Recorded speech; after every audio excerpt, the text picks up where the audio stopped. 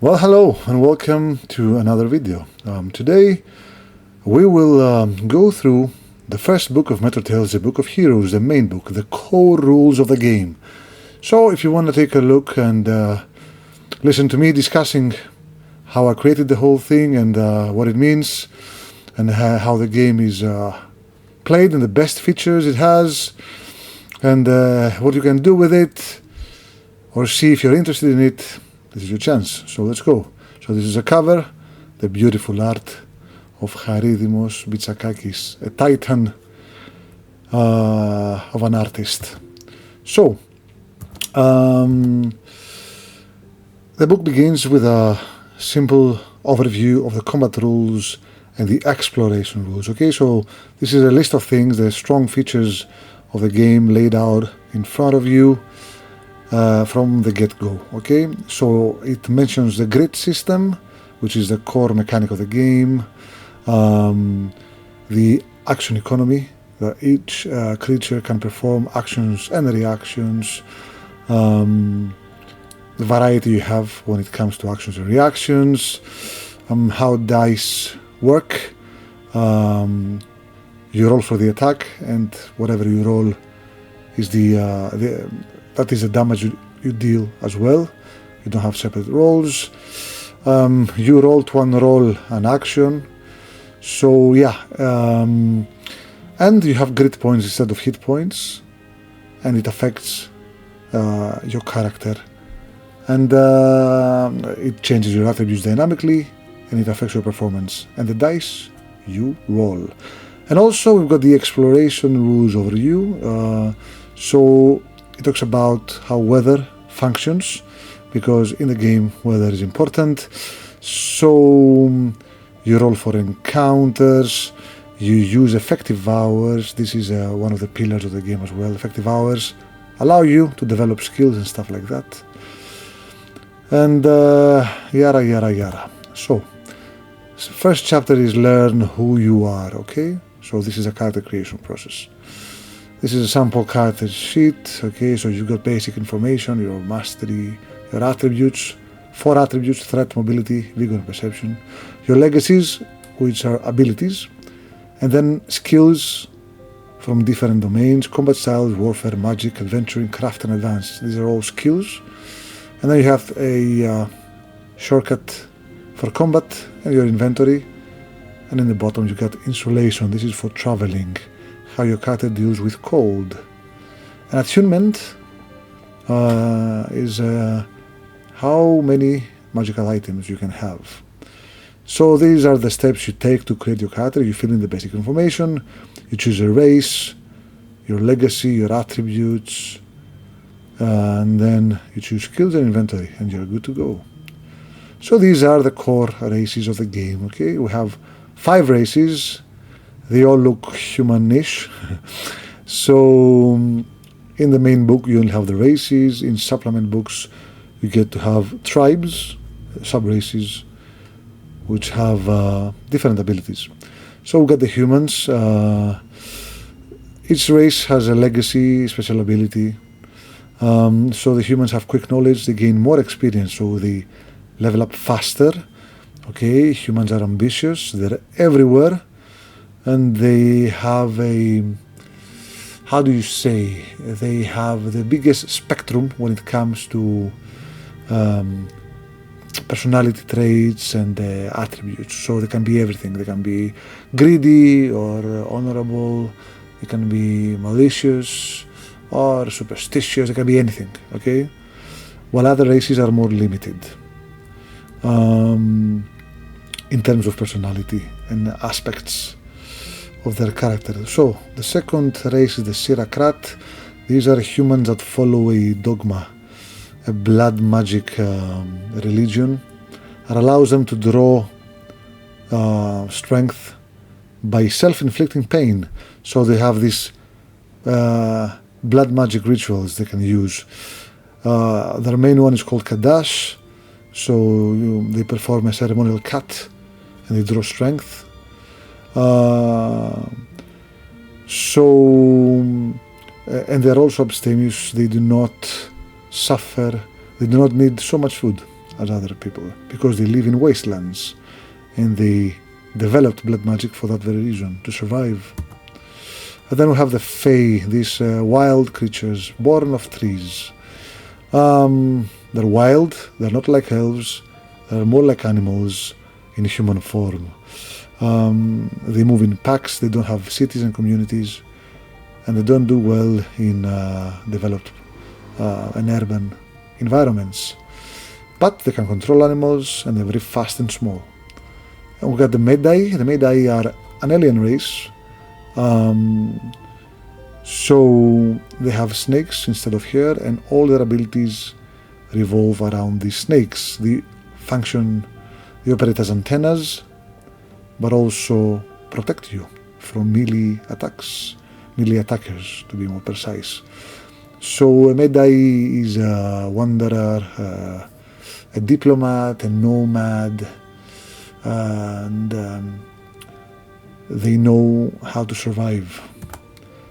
And lastly, we have the Brute Gore, this glorious barbarian. They raid, they take what they want by strength. They've got their berserkers. They're giant-blooded, so they can wield 200 weapons with one hand. You get the idea. They follow their shamans, and they're very superstitious. But they also follow strength, okay? They also live in dry lands. That's why they learn how to fight and raid and take things by force. So after you choose a race and you copy the abilities, you move on to where races meet. This small section lets you decide on a nationality that will give you an extra your native language. So a few things about the societies, and then we move to the attributes. And the starting attributes are defined by the race you choose. You don't get to add or adjust points. You just see the average. So if you're a human, you've got medium threat, mobility, vigor, and perception. You can, however, reduce one by one category, increase another. That's it. The only adjustment you can make. So you can see humans are medium to everything, in everything. Siracrat have low threat, high vigor, tolerance, and you can get an idea. And then we've got the attributes and what they mean. So you have, as you can see, 4 attributes, but each attribute has 3 stages. This is a first sample of the grid system. So you've got the prime, the reduced, and the frail stage, and they reflect different dice, d20, d12, and d10. This means that your attributes are dynamic and can change according to your performance. So for example, threat is extra damage. Okay, if you have medium threat and you score a critical hit, you deal an additional 10 points of damage. But if you are reduced, that extra damage is 5. And if you are frail, nothing. Same as mobility, you can move 8 tiles on medium. But if you are reduced, only 4 tiles, and frail only 2. You move slower because you are wounded or somehow compromised. So attributes are dynamic and change according to your grid status. More on that later. So threat is extra damage on critical hits. Mobility is how many tiles you move per action. Vigor is your passive defense against poison, disease, and some magical effects. And perception is how far you can shoot arrows and spells, and your personal defense against stealth. This is more or less your attributes. Then we have a quick reference of sizes: small, medium, large, huge, gigantic, and how they behave on the grid, and some basic attributes you get. Size, as you can see, also affects some actions like parrying and blocking and spells and grappling. So yes, if you have a huge creature against you, you cannot block it, you cannot parry it. You have grid level penalties. This means that your dice are reduced. If a large creature attacks you and you want to parry, instead of d20, you will roll a d12. And if the creature is huge, you will roll a d10. And then we have karma. Karma is a meta currency. You gain it by rolling a natural 20. You also gain sometimes if the game master rewards you with it. So what you can do is buy a reroll or if you pull your karma points, you can get stronger effects like strong dice, maximum rolls, stuff like that, and the party can combine their karmas. So this will save you from any disastrous moments. And then we move on to archetypes. We don't have classes in Meteor Tales. We have archetypes meant for inspiration. So you can take a look at how archetypes are formed. So what we have here are archetypes that have 5 starting skills. That's what you get at level 0, and your starting gear.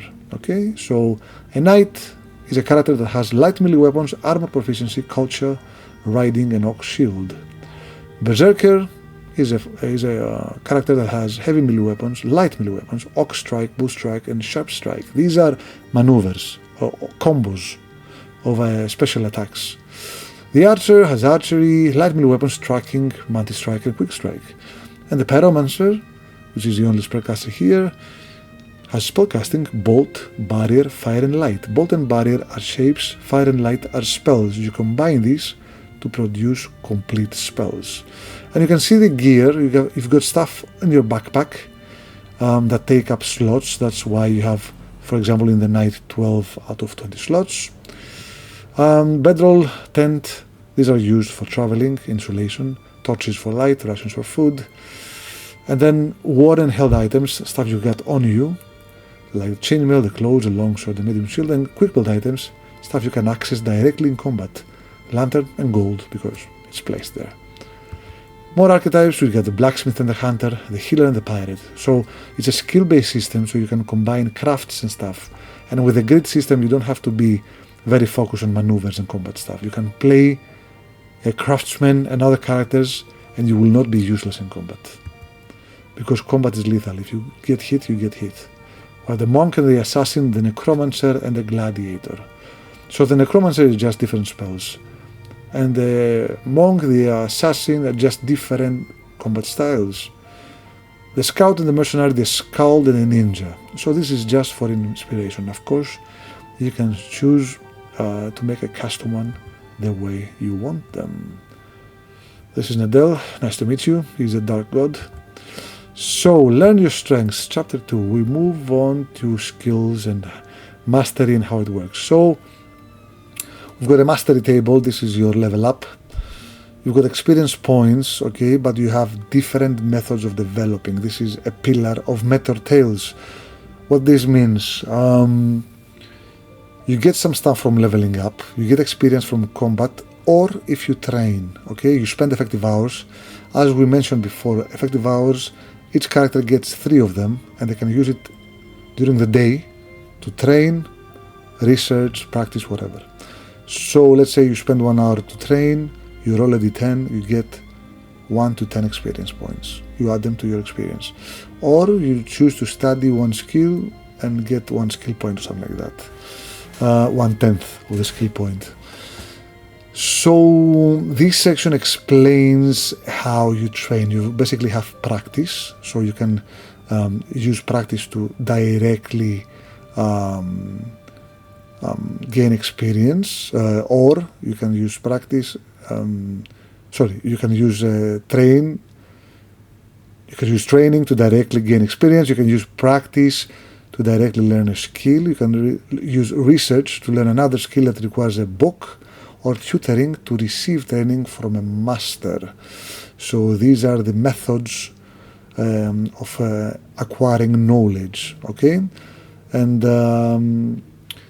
so you either get experience points and you level up and you get to choose an ability, or you focus on practicing and developing skills between level ups. Both things happen. It is up to you to determine how you do it and what you want to develop first. And I will give you an example in a little while to make it clear. And then we have the personality system, role-playing mechanics. You've got the personality system and the bond system. So personality system is a list of traits and vices. Your game master award you with this, and these affect mechanics as well. So if you do a brave deed, you get the bravery point. If you do something greedy, you get a grit point. So if you get 5 of these, something happens. And the bond system is stuff you do with other players or characters or NPCs. So if you save your friend and you have an impactful moment, you get a bond with that character. That can also occur with NPCs, or it can be the other way around. Hate can be developed as well, so you have virtue and vengeance. So, for example, if you have 5 virtue bonds with someone, if they die, you go berserk, or you can communicate very clearly. Or if you have 5 vengeance bonds with someone, if you see them, you go berserk, and you lose control, stuff like that. It's for flavor, it's an alignment system. So these are the mechanical benefits and boons you get from your personality. 5 bravery points will allow you to perform your actions in prime grit for one full battle, regardless of grit levels at the time of your preference. So they are actually solid mechanics. Okay. Moving on, we have the domains outline, the whole skill tree of Meteor Tales, and this is where the mastery section connects. So to make it as easy as it's simpler than it looks, and I've also added symbols to make it as simple as possible. So you've got this legend on top of the page that explains how the skill system works. So the circles are stuff you can buy only with level ups. You level up, you get a skill point, you can buy something with the circle. It's the stuff on the right page. Combat styles, the warfare domains, and the magic domains. Combat styles allow you to use weapons. So archery allows you to use bows with a D20. Otherwise, you can use it maybe with a D10. Some you can, some you cannot at all. For example, spellcasting, you cannot use it if you don't have it. And the warfare domains are maneuvers. You choose a fighter. It lets you specialize in offense, defense, range, mobility, technique, and stealth. So you unlock maneuvers, combos. For example, Ox Strike is attack and push, while in defense, Ox Shield is parry and push. It's a different style, minor adjustments that can make all the difference. And magic domains allow you to choose spells from various elements, and disciples, is disciples a word? Domains? I don't know. Sorry, not a native speaker. And shapes and insignia. Shapes allow you to connect your spells with shapes, otherwise you can only use touch range. But if you connect fire and bolt, you can do a firebolt. And if you have fire and armor, you can do fire armor. So the same spell gets a different use. More on that later. And insignia allows you to focus on specific spells and make them more powerful. So these are the circle domains. The triangle domains are stuff you acquire through practice, research, or tutorship. So you get this in-game, in between levels. So you say, I want to practice climbing. So you practice climbing. And now have different colors. Okay, green domains are only practice. So you do them on your own, you don't need anything, so you start practicing and you mark down the hours you spend. You get 3 effective hours per day and you need 10 hours to complete the skill, so it's a matter of 3-4 days. The yellow domains means you need to develop these with research. You need to find skill books. These are mostly academic and lore skills, so languages and lore skills, as you can see, stuff you find in books, like history and stuff like that. You cannot develop them alone.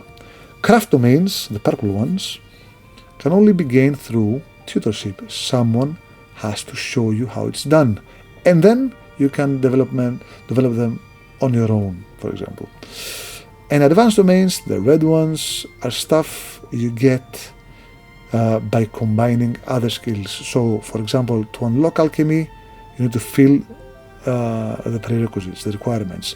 It requires spellcasting, 3 levels of medicine, and monsters. These are all skills. So when you have them, alchemy is unlocked and you can start studying it.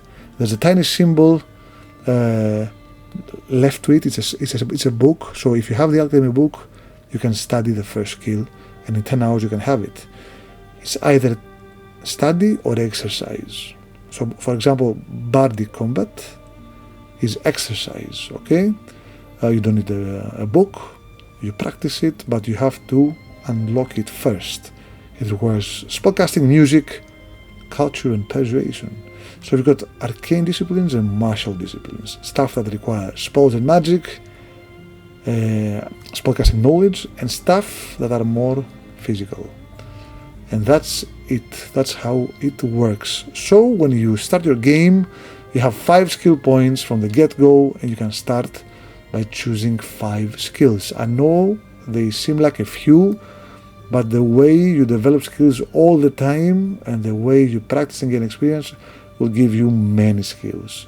So it's up to you to acquire all these goodies.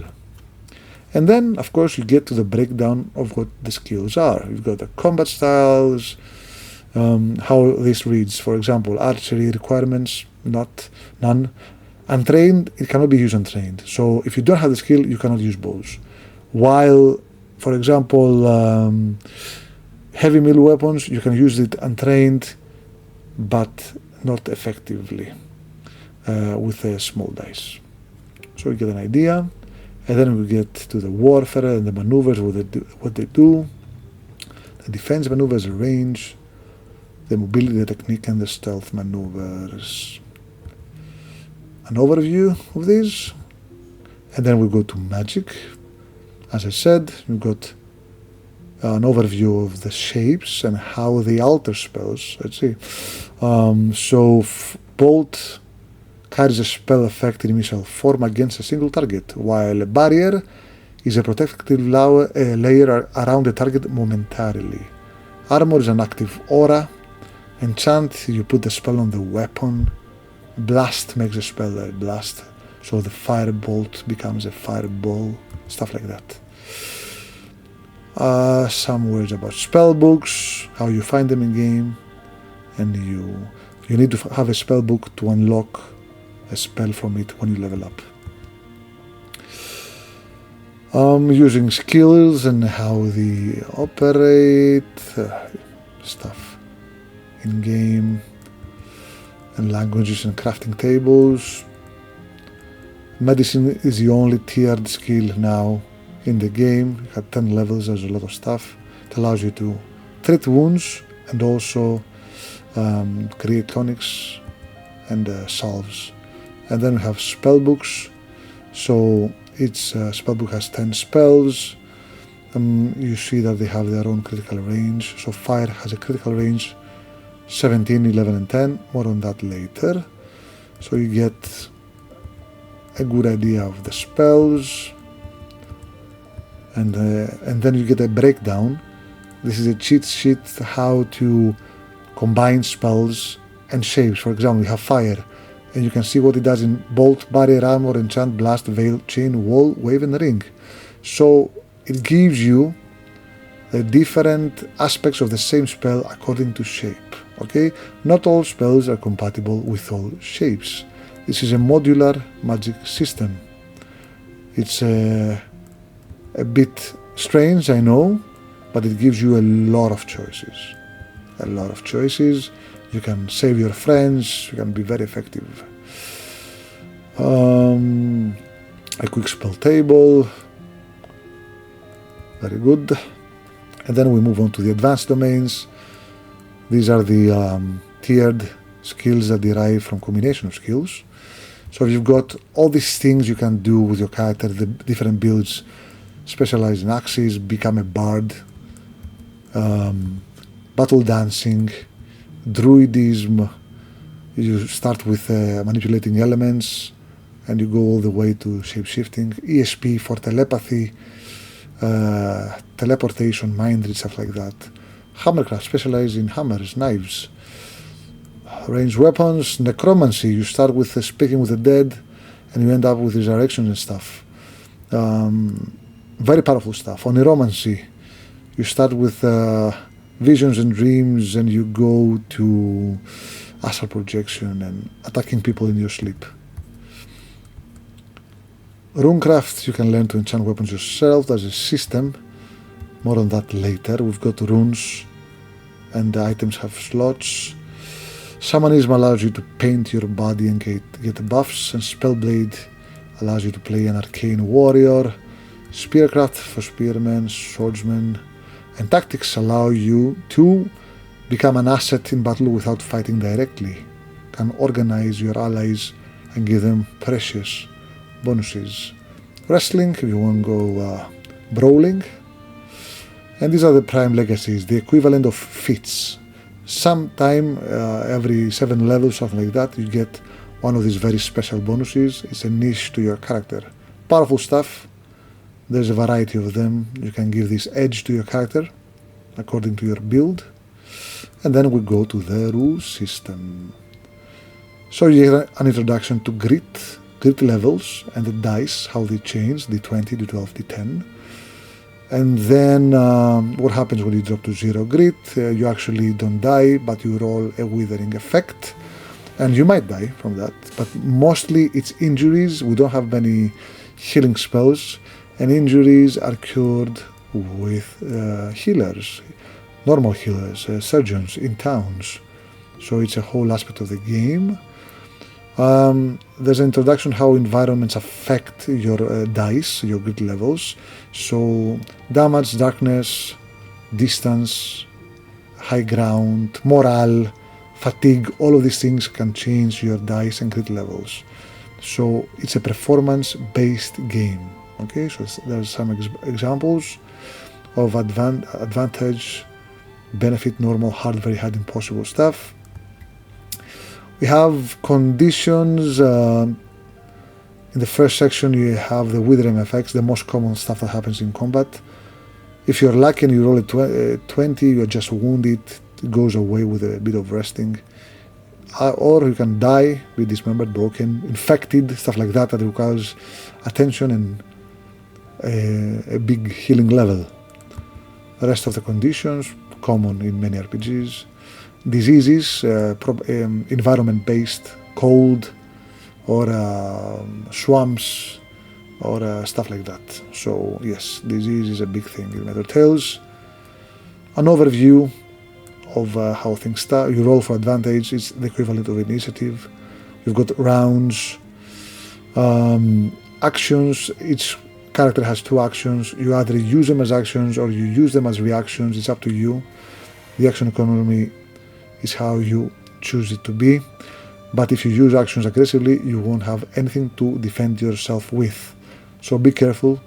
Movement also takes an action.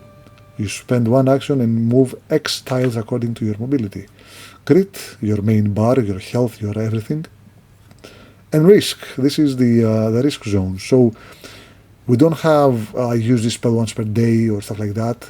We use risk. Every ability, every maneuver, spell, whatever, has a risk value.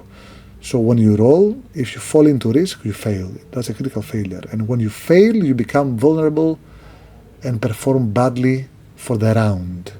So if a powerful ability has a risk of 5, if you roll in any dice 1 to 5, you fail. Many things add to risk. Bad weather, heavy armor, darkness. These effects, these add to your risk. Core mechanics, dice, core dice. So we have different dice. What is the difference? For example, a core die is the main die you roll, okay? You roll and you can fail or you can score a critical hit. Bonus die are modifier dice that do not affect critical or risk. So for example, if you roll a d20 core die and a 10 bonus die, it's a 22 in total. That works. It's 22 points of damage. But if the critical is, for example, 17 or higher, you don't get it because it's a bonus die, not a core die. It does not affect critical or failure. Strong dice and weak dice, you roll twice and keep the best or worst result, is the equivalent of advantage, disadvantage. Active dice, mixed dice, so all sorts of different dice. You have to read them to see how they behave in the game. You have an image of the grid thresholds, the green bar when you're prime and you use the D20, when you're hurt, the yellow bar you use the D12, and when you're frail you use the D10, the red bar. Yep. I repeat this information because it's crucial. This is how the variety of actions and reactions and how they work. You can do actions, you can do supportive reactions. So you use your actions on your turn and you use your reactions outside your turn. That is the main concept. So for example, you move or you attack as an action, you keep on reaction. And maybe you use it to block or parry, or use a spell to protect an ally when he's getting hurt, to blink him, teleport him away, stuff like that. Okay? Or to enchant his weapon the moment he strikes, maybe. Some mechanics about, area of effect, obstacles, fire to melee, fall damage, injury, stuff like that. How stealth works, you beat the target's perception and then you attack. He doesn't get a reaction and maybe you can do double damage if you're stealthy enough. Exploration rules and hex crawling, distance of hexes, line of sight, okay? When you travel, you need these rules. So you have traveling rolls, we have weather daily, the game master must roll for the weather daily. You see the table and the weather affects the cold factor, how cold it is. It might give active risk to all players, as you can see, maybe disease rolls or other penalties. And if you roll into risk, well, when it's raining, you become prone and you have to stand up again. And then you have weather protection, clothes and stuff that offer insulation points against cold factor. So for example, if cold factor is 5, you need to have a blanket, a bedroll, a cloak, a fire and a tent. That's 5 points. So you understand how it works. So this gives you a table for encounters according to environments and stuff. And then some dungeon crawling stuff. Torches and light is real time, and other effects. Some sample challenges for different environments, swamps, desert, forest, dungeon, ocean, mountains, some other challenges as well. Combat rules and formations. So yes, your party can choose a formation, and when the battle starts you have to start from that formation on, and then you can choose your formation, and you can see how combat occurs according to the perception of your party, the stealth of the monsters. Battle can start at even terms, or you can be ambushed. So these rules explain that. And then you have some universal actions. This is what every character can do regardless of what they are. Basic stuff, basic movements and how they operate, dodging, parrying, attacking, guarding, stuff like that. And then you've got followers and companions. You can buy followers and companions, animals and people, actually rent them or use them to make your life easier, okay? This is for mounted combat, mostly for horses, but we have the fantasy stuff as well, because why not? So you get the mechanics, how mounted combat works. Of course you need the riding skill for that. An example of combat of two characters facing a third one. It's a fighter and a wizard, so fighting a barbarian and a brute gore. So yeah, they roll for advantage, and then the fighter moves and attacks. The barbarian tries to parry but fails, so he takes 14 points of damage, which is the roll. And then the second character, the barbarian, if I'm not mistaken, attacks, scores a critical hit, but the wizard rolls a reaction to teleport the character away successfully. He rolls a 19, which beats 17. So he blinks the character away, as you can see. And then the wizard plays again, because now it's his turn. The previous one was a reaction outside his turn. He casts a paralysis spell, he paralyzes the warrior, and then they just kill him. Cold blood, that's it. Very fast and very easy. We got a session example, and a bit of traveling, a bit of training. How risk works, the way I explained earlier, some general tips. And then you go to inventory, the last section of the book. So you've got stuff of common, premium quality and stuff like that. This changes the slots of each item. So if you enchant these items, a common item can take 1 enchantment rune, a premium 2, a supreme 3, etc., etc. So the quality defines the capacity of each item and also the durability. And items are tested on critical hits. Some items, and the weapons table. I'm gonna just explain the critical range, because all weapons deal the same damage. You roll the same dice for everything, d20, d12 or d10. So you don't have damage dice, but you have difficult critical range and properties. So for example, the battle axe, the first one, scores a critical hit on 16 or higher when you use the d20, on 11 or higher when you use the d12, and on 10 when you use the d10. That's what you get a critical hit. And you add your third modifier, which reflects your grid status as well. So the more lethal the weapon, the better the critical range. Okay? So you can see that stuff like knuckles have only just a small critical range. And if you're unarmed, you don't even have one. And we have the same with armor and shields, different properties. And then we have tables of items, traps, tonics, salves, bombs, balms, elixirs, runes with effects you can place. So you got a rune, like a fire rune gives you all these fire variations, different effects. They are not all compatible with everything. So for example, Inferno, you add the burn effect on a critical hit. So you score a critical hit and the target suffers 1d20 bonus die fire damage per round. Bonus die means no critical. So he's burning, okay? This is an active ability, you don't have to activate it, it's always active. It has an rune load of 2, it takes 2 slots of your attunement, and it's compatible on weapons, not on armor and not on accessories. So you have an example of how these work. For example, the third one, Ember, it needs a roll. So you suffer someone casts at you a fire spell, you use pyrokinesis as a reaction, you roll for it, and if you beat it, you can return it back. You reflect the spell, and you can put that spell anywhere, weapon, armor, or accessory. So this is the runecraft system. Have books, spell books, adventuring items, and then your store that you can buy stuff with different prices.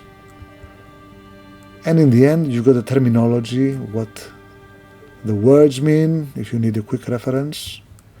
And that, my friends, is the Book of Heroes from Meteor Tales, the core rules. If you liked what you see, please leave a comment below. If you don't like it, thank you for staying with me for so long. I will put a link below to the rule set, and I will see you all next time. Thank you very much.